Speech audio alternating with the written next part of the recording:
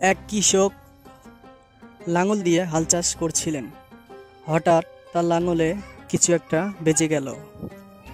সে মাটি খুঁড়ে দেখল একটি কলস, আর সেই কলসটি স্বর্ণ মুদ্রায় পরিপূর্ণ।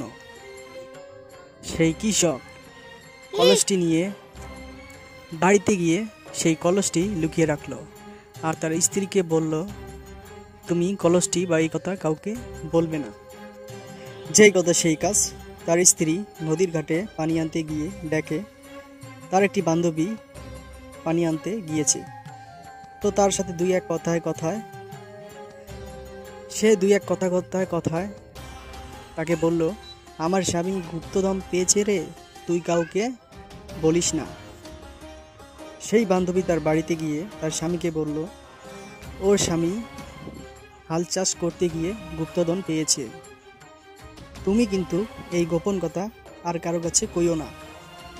এইভাবে আরেক কান থেকে আরেক কান, এই কান থেকে আরেক কান হইতে হইতে 2 দিনের ভিতরে চলে গেছে এই কথা থানায়। তারপরে সেই কৃষকের বাড়িতে পুলিশ আসলো।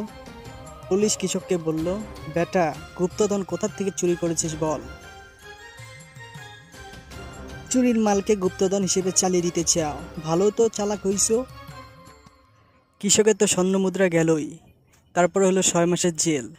কৃষক বলল গোপন কথা বউয়ের কাছে কইয়া করছি আমি ফেল।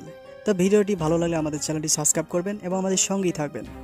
আমার চ্যানেলটি সাবস্ক্রাইব করে সাথেই থাকবেন এবং বেল বাটন অন করে দেবেন নতুন নতুন ভিডিও পেতে। এবং আশা করি আমাদের আলোর পর চ্যানেলটি সাবস্ক্রাইব করবেন, ইসলামিক চ্যানেল। এবং ভিডিওটি কেমন লাগলো তা কমেন্টে জানাবেন। ভিডিওটি একটি লাইক, একটি শেয়ার করতে ভুলবেন না। নেক্সট ভিডিও পেতে আমাদের সঙ্গেই থাকবেন। আল্লাহ হাফেজ।